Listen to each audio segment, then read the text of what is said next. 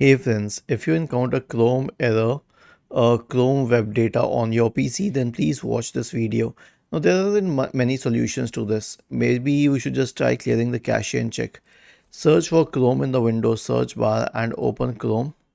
Click on these three dots at the top right corner, select history and click on history once again. Click on delete browsing data. Change the time range to all time and then click on delete data. The next one is to reset the browser. How would you do that? Search for Chrome in the Windows search bar and open Chrome. Click on these three dots at the top right corner, select settings, click on reset settings, restore settings to the original defaults and then reset settings.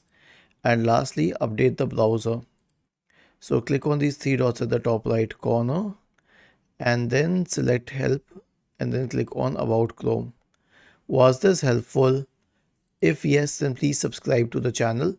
If not, then let us know in the comment section of the video on how we could help you further. Thank you for watching this video and have a nice day.